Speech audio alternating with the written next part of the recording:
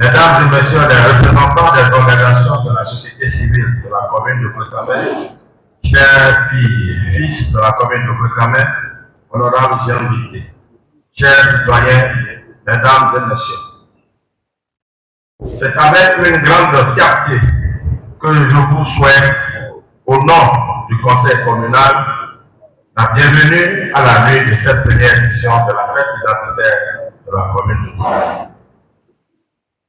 Votre présence en ce lieu cette nuit confirme votre soutien aux actions que mènent inlassablement les uns et les autres pour transformer qualitativement le visage de la ville. Pour le Cameroun. Pour le Cameroun, commune agricole, est prête à vous dévoiler cette nuit ses atouts économiques non moins importants. L'objectif de la présente rencontre est une occasion pour nous d'échanger sur les questions de développement de notre chère commune. Pour le Cameroun, à travers non seulement les festivités, mais également les outils de planification élaborés à la mairie par les cadres de l'administration communale sous la conduite du conseil communal. Mesdames et messieurs, permettez-moi, pendant cet événement important et heureux pour nous, population de Bretagne, d'aller à l'essentiel afin de rationaliser le temps. La commune de Bretagne, d'une superficie de 394 km², est l'une des 6 communes du département du Koufou. Elle est limitée au nord par les communes d'Abomey et d'Agmaïzou, au sud par les communes de Djakotomé, de Tomikle et de Lalo, à l'ouest par la commune d'Aparoué et à l'est par les communes d'Agmaïzou et de Lalo. Depuis l'avènement de la décentralisation, le Cameroun est devenu une commune à statut ordinaire et compte aujourd'hui 8 arrondissements. Il s'agit d'Adja-Romaine, Apapaya, Yahoué, Djoto, Mondien, le Cameroun, Lanta et Tibé. Nous avons 116 villages et quartiers de ville. Selon les résultats du recensement général de la population et de l'habitation, RGP H4, réalisé en 2013, la commune de Bretagne compte 128 597 habitants contre une population de 93 324 habitants en 2002. Conformément à la loi 2021-14 du 20 décembre 2021, portant compte de l'administration territoriale en République du Bénin, la commune de Bretagne est désormais dirigée par 2 organes, l'organe politique et l'organe administratif et technique. Ainsi, sur le plan politique, elle dispose d'un conseil communal composé de 25 conseillers et le plan administratif et technique est coordonné par un secrétaire exécutif.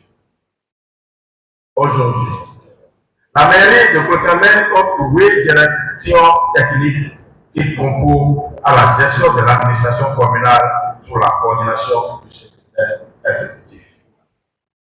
La commune de Bretagne dispose de 5 forêts sacrées, une plantation communale, 6 à Fabaya, des plantations scolaires et des collines situées à Lambda qui abritent depuis quelques années la cité mariale sous l'administration du père Louis Rondo.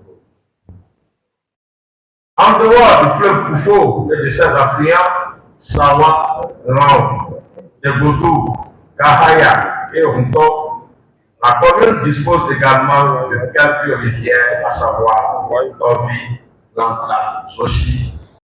Pour assurer son développement, la commune s'est dotée d'un document de planification stratégique qui établit les priorités.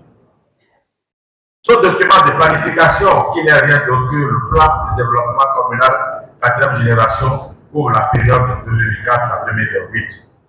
Le dit document comprenant 4 programmes déclinés en 12 projets à fort impact des objectifs de développement durable, dont un accent particulier a été mis sur l'amélioration de la gouvernance locale, le renforcement de l'économie locale basée sur une agriculture résiliente, le renforcement de l'accès aux services sociaux de base et l'amélioration du cadre de vie et la gestion durable de l'environnement à un coût global de 7 milliards 222 millions 13 de francs CFA. La raison d'être de ce PDC4 est d'assurer un développement durable et équilibré de la commune de Brikama. Ainsi, la vision de cette commune a été formulée sur la base de la situation actuelle de son développement et de ses ambitions. Brikama est en 2030 une commune de paix, aménagée, bien gouvernée et à économie prospère basée sur une agriculture résiliente pour le bien-être social. Pour opérationnaliser cette vision de développement, l'accompagnement de la mise en œuvre de ce plan quinquennal découpé en 4 programmes sectoriels est une nécessité indéniable. C'est pourquoi il est important de faire savoir à la population les 3 grandes interventions, à savoir le court terme où la gouvernance locale est améliorée et l'administration communale est modernisée. Le moyen terme où l'économie locale est promue et le développement urbain de la commune est renforcé et l'accès aux services sociaux de base est amélioré. Le long terme où les conditions de vie des populations devraient être améliorées. Pour y arriver, la commune doit d'abord s'appuyer sur ses ressources humaines qui constituent une main-d'œuvre importante et disponible. Ces ressources organisationnelles, ces ressources matérielles, financières et techniques. Il est alors impérieux de nous déployer pour la mise en œuvre de ces 4 programmes déclinés en 12 projets qui produiront à long terme l'amélioration des conditions de vie des populations avec des impacts significatifs sur les revenus et la croissance économique de la commune par rapport aux années antérieures. Les principales cibles de cette intervention sont les populations en général et en particulier les principaux acteurs du développement, notamment les organes politiques et techniques, le secteur privé, la diaspora, les organisations de la société civile, les organisations professionnelles agricoles, pour le citer. Cependant, plusieurs paramètres préalables sont indispensables pour la concrétisation du rêve. Il s'agit entre autres de la disponibilité des ressources, de la volonté politique, la participation citoyenne, la mobilisation effective des ressources, l'effectivité des transferts de l'État ainsi que leur remplacement, la résilience accrue aux effets des changements climatiques,